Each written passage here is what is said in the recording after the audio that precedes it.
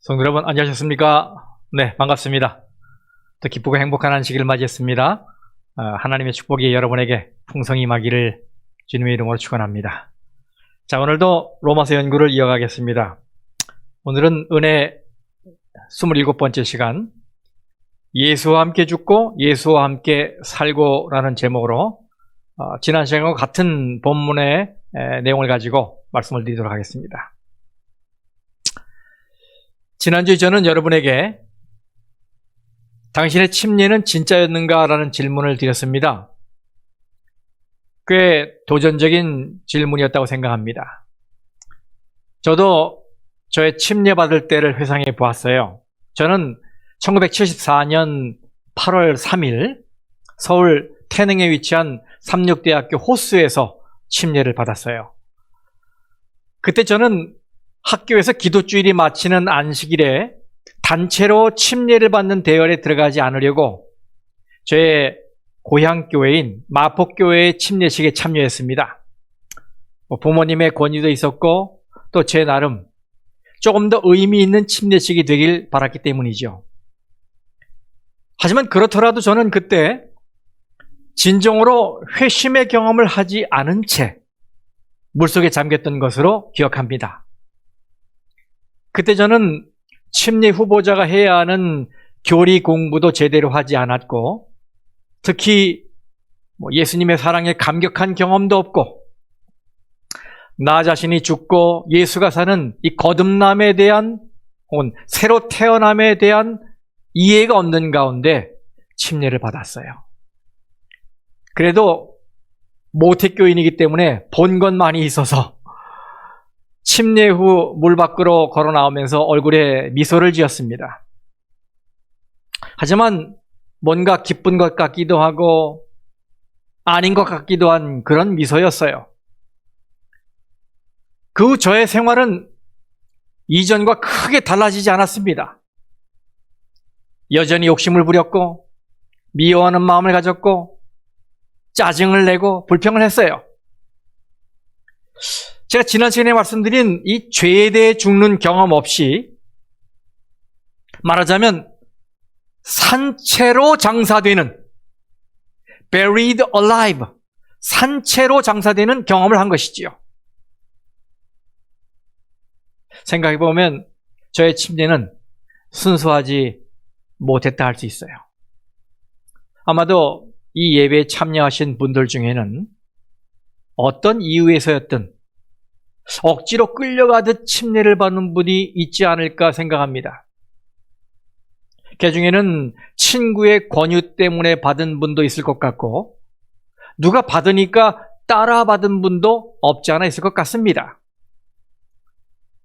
저는 필리핀에 있을 때 한 동네에 많은 사람이 이웃이 받으니까 자기도 받겠다고 나서는 걸 본 적이 있어요. 이유에 어떻든 이 모두의 공통점은 침례의 의미를 제대로 이해하지 못한 채 받았다는 겁니다. 그래서 로마서 6장에서 바울이 말한 이 침례의 의미를 제대로 이해하게 된 분들 중에는 자신의 삶에서 이 거듭남의 참 의미를 경험하기 위해 재침례를 고려하는 분들도 있어요. 바울은 로마서 6장 3절에서 11절 말씀에서 침례의 의미를 아주 분명하게 가르치고 있습니다. 여러분, 침례는 우리가 예수 안으로 들어가 그와 함께 죽는 것이고 그와 함께 묻히는 것이고 그와 함께 새 생명 가운데서 사는 것을 상징적으로 보여주는 행위입니다. 제가 인터내셔널 주석의 설명을 좀 읽어보겠습니다. 흐르는 물속에 몸이 잠길 때는 죽음의 순간 같았다. 물이 머리 위를 휩쓸고 지나가는 동안 잠깐의 멈춤은, 이 포즈, 멈춤은 매장의 순간 같았다. 공기와 햇빛을 받으며 다시 한번 똑바로 섰을 때는 일종의 부활의 순간이었다. 예수 그리스도와 연합되는 이 얼마나 엄숙한 순간입니까? 이것은 참으로 거룩한 행위예요. 그러므로 침례는 절대로 경솔하게 치러서는 안 됩니다. 하지만 우리는 이제껏 침례냐 세례냐와 같은 이 거듭남의 방식을 가려내는 일에 많은 공을 들여온 것 같아요. 지금은 사람들의 성경 지식이 증가했고 또 이 정보의 접근이 수월해졌기 때문에 성경에서 가르치는 참 거듭남의 방식이 물을 머리에 뿌리는 세례, 이 스프링클링, 세례가 아니라 물속의 몸을 완전히 담그는 침례, submersion 혹은 immersion 이라는 사실을 이제 모르는 사람이 거의 없어요. 침례를 받는다는 말의 이 헬라 원어인 밥티조는 물속에 완전히 잠기다를 뜻하는 것이기 때문입니다. 하지만 옳은 방식으로 침례를 받았다 해도 그 침례의 진실, 그 진리는 모를 수 있어요. 네, 실제로 많은 크리스천들이 이 침례의 참 의미를 이해하지 못한 채 또 진정한 회심의 경험 없이 예식에 임하고 있습니다. 침례식은 주로 이 목회자의 집례로 이루어지지요. 목사는 예수님과 연합하여 죄에 대해 죽기로 결심하고 물에 들어온 후보자를 위해 아버지와 아들과 성령의 이름으로 침례를 베풉니다. 그러나 외적 행위로서의 침례는 목사에 의해 이루어지지만 진짜 침례는 목사가 아니라 성령에 의해 이루어지는 거예요. 바울은 고린도전서 12장에서 이것을 이야기하고 있어요. 12장 13절 말씀입니다. 우리가 유대인이나 헬라인이나 종이나 자유인이나 다 한 성령으로 침례를 받아 한 몸이 되었고, 여러분 여기서의 한 몸은 그리스도의 몸을 말하는 것입니다. 한 성령으로 침례를 받아 한 몸이 되었고 또 다 한 성령을 마시게 하였느니라. 여러분 이것이 침례의 진실이에요. 물에 잠겼다가 나오니까 기적적으로 변화되는 것이 아니라 마음속에 역사하시는 성령님의 감화로 변화되는 거예요. 그래서 여러분 침례받는 자가 먼저 이 속사람, 이 내부가 회심하는 성령으로 거듭나는 경험이 없으면 물 침례를 100번 받는다 해도 다 소용없는 일입니다. 바울은 이 침례를 통해 혈통이나 신분에 관계없이 그리스도와 한 몸이 되는 건 바로 한 성령의 역사 때문이라고 했어요. 이런 성령의 역할로 우리의 생명이 그리스도의 생명과 결합되어 한 몸, 곧 하나의 영적 유기체가 되는 것입니다. 그래서 예수님과 함께 마치 한 사람이 생각하고 한 사람이 행동하는 것처럼 완전히 동화되어 교제를 나누게 되는 거예요. 로마서 6장 5절에서는 이것을 연합한 것이라고 표현했죠. 여러분 보십시오. 로마서 6장 5절 말씀. 만일 우리가 그의 죽으심과 같은 모양으로 연합한 자가 되었으면 또한 그의 부활과 같은 모양으로 연합한 자도 되리라. 여러분 여기 연합하다라는 이 말은 접붙이다 그리고 grow together, 같이 자라다라는 뜻이에요.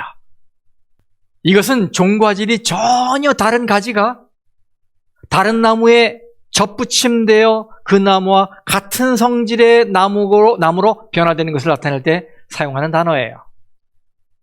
접붙여진 가지는 원가지와 똑같이 하나의 뿌리에서 같이 자랍니다. 만약 한 가지가 사과나무에 접붙임을 받았다면 그 가지는 사과나무의 생명력으로 살아가는 것입니다. 마찬가지로 그리스도에게 접붙임을 받은 성도는 그리스도의 생명으로 살아가는 것입니다. 이전과는 본질적으로 다른 삶인 것이지요. 여러분, 이것이 침례의 의미예요. 바울은 갈라디아서 3장 27절에서 그리스도와 합하여 침례를 받는 것이 무엇을 의미하는 것인지 설명하고 있습니다. 갈라디아서 3장 27절, 누구든지 그리스도와 합하기 위하여 침례를 받은 자는 그리스도로 옷 입었느니라. 여러분, 여기 침례를 받는다는 말에 또 다른 표현이 나와요. 침례를 받는 게 뭐냐? 바로 그리스도로 옷 입는 것이다 이거예요. 그리스도를 옷 입듯 입는 것이다 이 말입니다.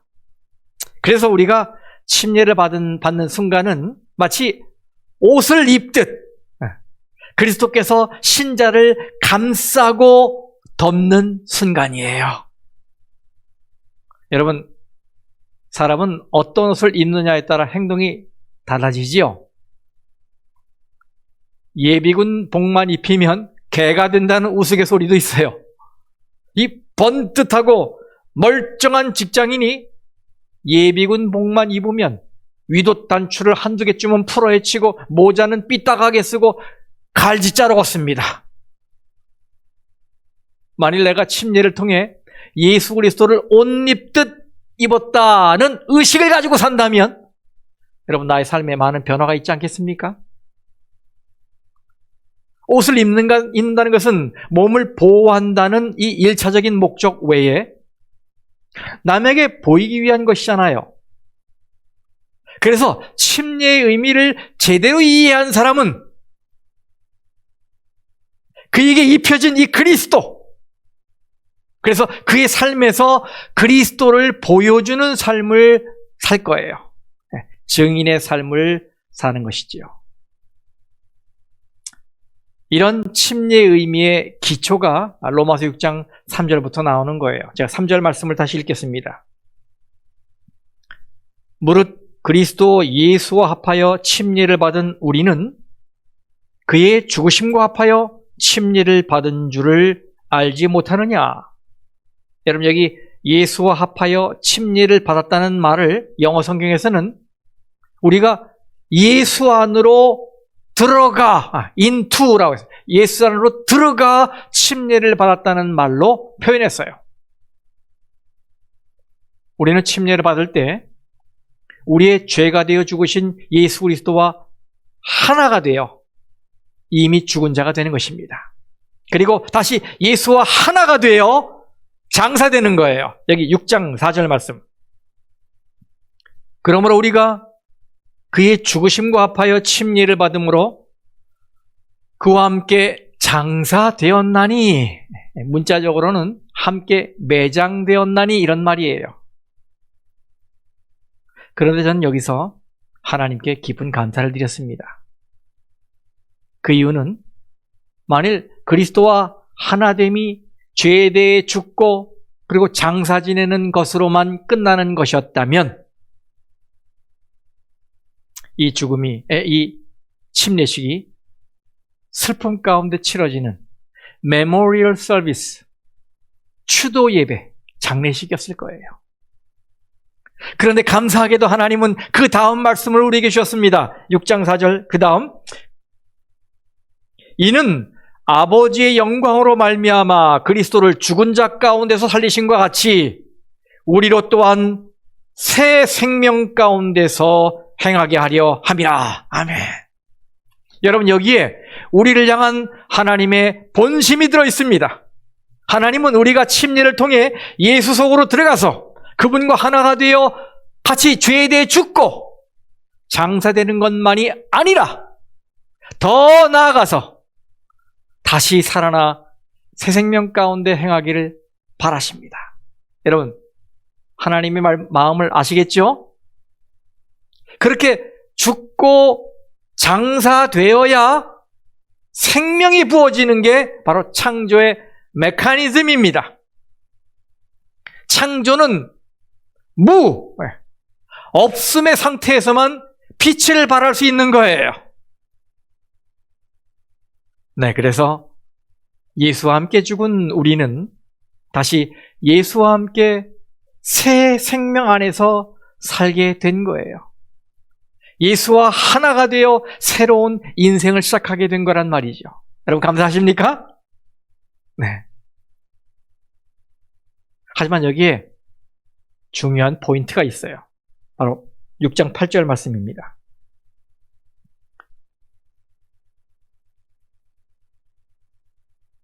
만일 우리가 그리스도와 함께 죽었으면 또한 그와 함께 살 줄을 믿노니. 만일 우리가 그리스도와 함께 뭐 했으면요? 죽었으면 또 그와 함께 살 줄을 믿노니. 여러분 여기서 바울이 말하고 있는 것을 주목하시기 바라요.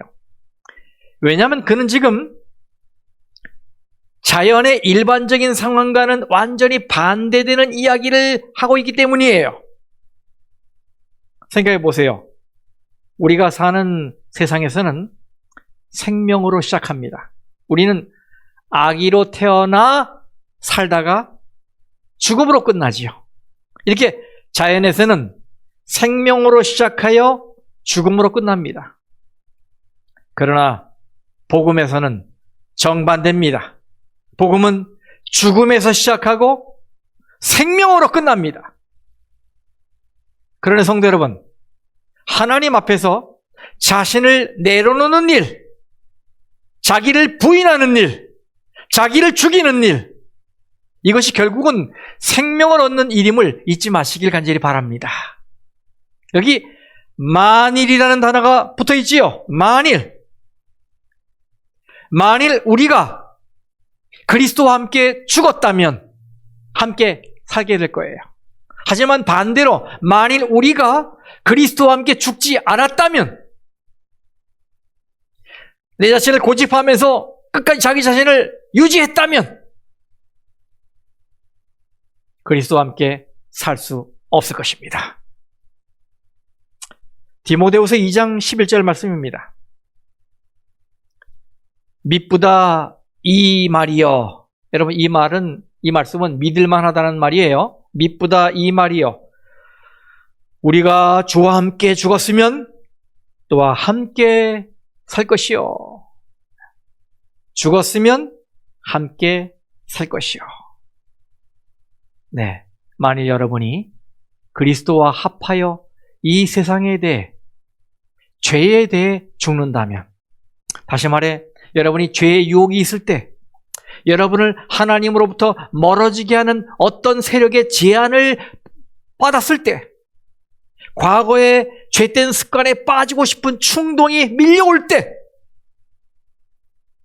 주님의 능력을 구하며 그것에 반응하지 않으면 여러분은 주님과 함께 살게 될 것입니다. 여러분 메시지가 분명하지 않습니까? 그리스도께서 죽으셨듯이 여러분이 세상에 대해 죽으면 그리스도와 함께 생명을 가지게 되는 겁니다. 이것을 제가 다른 각도에서 설명하겠습니다. 성경은 이스라엘 백성이 홍해를 건넌 것을 침례를 받은 사건으로 묘사하고 있어요. 고린도전서 10장 2절 말씀. 모세에게 속하여 다 구름과 바다에서 침례를 받고, 여러분 그러나 5절을 좀 주목하시기 바랍니다. 그러나 그들의 다수를 하나님이 기뻐하지 아니하셨으므로 그들이 광야에서 멸망을 받았느니라. 여러분이 아시다시피 이스라엘이 애굽에서 탈출한 것은 구원의 상징이었습니다. 그들은 출애굽해서 어디를 향하고 있었습니까? 가나안, 약속의 땅 가나안으로 향하고 있었어요. 그 사이에서 홍해를 건너는 일이 있었어요. 이거를 침례를 받고라고 표현했죠. 그런데 그 다음에 문제가 생겼어요. 그들이 애굽의 삶에 작별 인사를 하지 않은 거예요. 육신은 분명 애굽에서 나왔는데 마음은 여전히 애굽에 머물러 있었던 거예요. 그래서 틈만 나면 그들은 하소연했습니다. 우리가 애굽으로 돌아가자. 그곳에 있을 때 먹었던 오이, 참외, 부추, 파, 마늘이 생각이 난다. 아, 켄터키 프라이드 치킨이 그립다. 그러므로 홍해를 건너면서 받은 그들의 침례는 무의미하게 되어버렸어요. 그리고 여러분, 무슨 일이 일어나는지 아십니까? 홍해를 건넌 그들이 광야에서 다 죽었어요. 여러분, 이 세상의 죽음은 세 종류입니다. 하나는 불신자의 죽음, 다른 하나는 신자의 죽음, 그리고 마지막으로는 광야에 있는 자의 죽음입니다.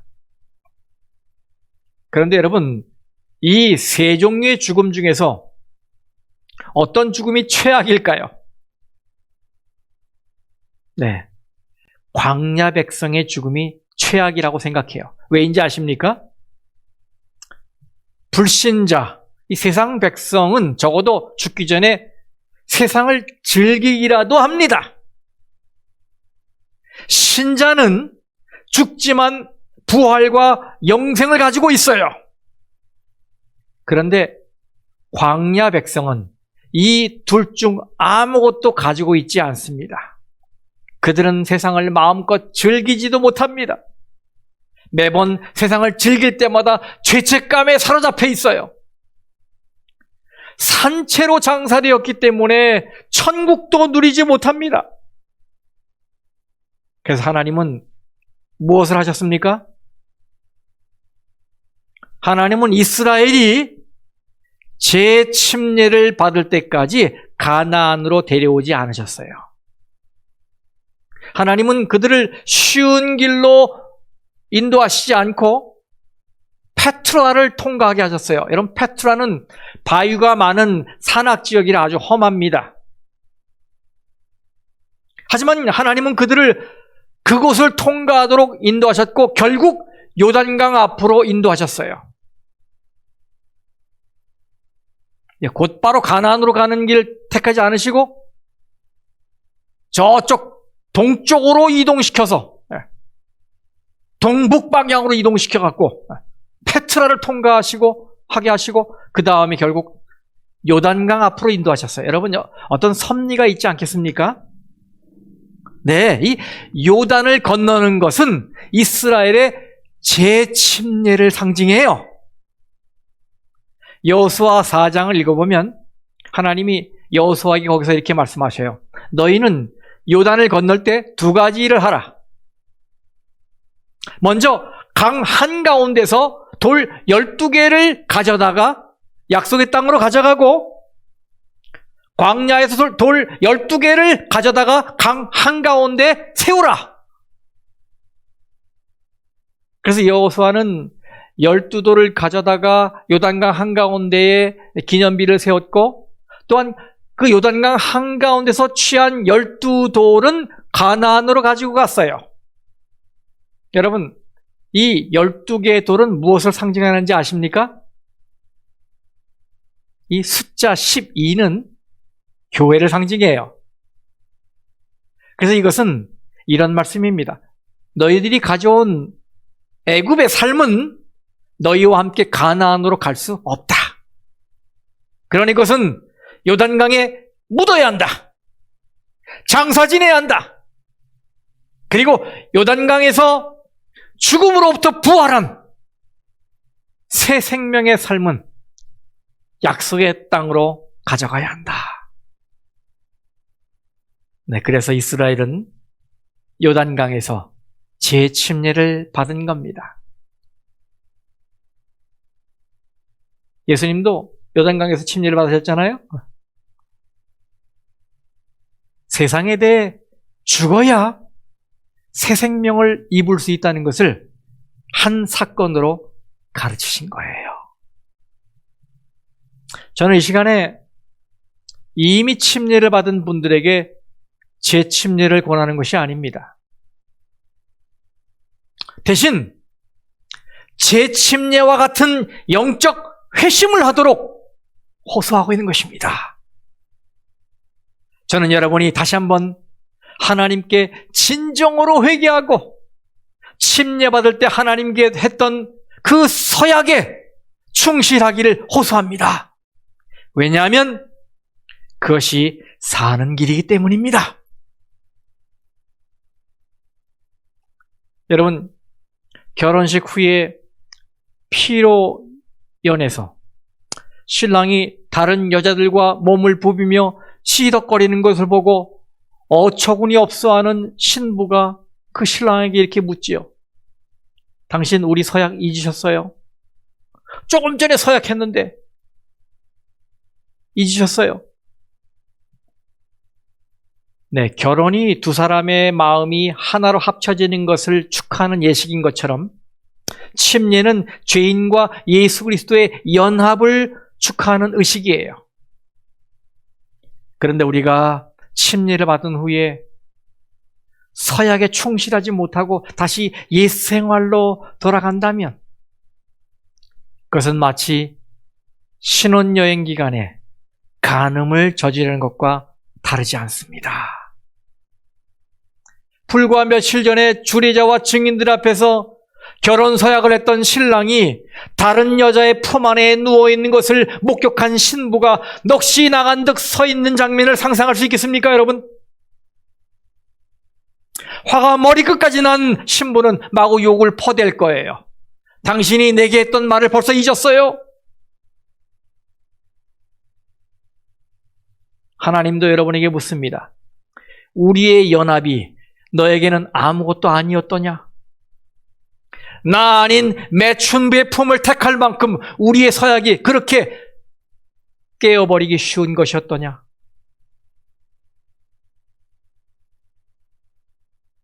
그러니 성도 여러분, 여러분이 침례 받을 때 했던 서약을 생각해 보시기 바랍니다. 너무 오래돼서 다 잊어버리셨습니까? 한번 생각해 보세요. 여러분이 이 하나님의 말씀대로 살아가겠다고 서약했다면 그 서약에 충실하시기 바랍니다. 여러분이 안식일을 기억하여 거룩하게 지키겠다고 서약하셨다면 그 서약에 충실하시기 바랍니다. 여러분이 여러분의 모든 소유가 하나님의 것임을 인정하는 표로서 수입의 열의 하나를 11조 생활을 충실히 하기로 서약했다면 그 서약에 충실하시기 바랍니다. 여러분이 이기심 없는 자원하는 헌금으로 주님의 몸된 교회를 후원하기로 서약했다면 그 서약에 충실하시기 바랍니다. 여러분이 예수님의 재림을 여러분의 삶의 유일한 희망, 소망으로 삼겠다고 서약하셨다면 그 서약에 충실하시기 바랍니다. 여러분이 희생과 봉사로 이웃을 섬기고 이웃을 전도하며 살겠다고 서약했다면 그 서약에 충실하시기 바랍니다. 우리는 예수와 함께 죽었고 예수와 함께 산 자들입니다. 지난 시간에 죽은 자는 반응이 없다는 말씀을 드렸는데 그러면 산 자의 특징은 뭘까요? 네, 반대로 반응이 있는 것이지요. 그래서 우리는 하나님이 말씀하실 때 자신을 하나님께 대하여 산 자로 여기고 반응해야 해요. 그래, 나는 하나님의 자녀야. 나는 하나님 안에서 살아난 자야. 이렇게 계속 되뇌이며 반응해야 합니다. 이런 것을 경건의 연습, 경건의 훈련이라고 하는 거예요. 자신을 하나님이 원하시는 일에 반응하고 하나님이 기뻐하시는 일에 반응하는 자리에 올려놓는 것입니다. 반응하셔야 돼요. 오늘 저녁에 이 말씀에도 여러분 반응하셔야 됩니다. 그것이 산자의 특징이에요. 저는 우리 모든 성도님들이 정말 예수와 함께 죽은 자가 되어서 세상의 유혹, 이 죄의 유혹, 죄의 충동에 반응하지 않기를 간절히 바라고, 더 중요한 것, 예수와 함께 산 자가 되어 하나님의 말씀에 민감하게 반응하고, 하나님의 뜻에 반응하고, 하나님의 명령에 반응하고, 하나님의 마음을 헤아리며 반응하여 축복의 사람들 되시기를 간절히 바라겠습니다. 말씀 마치겠습니다.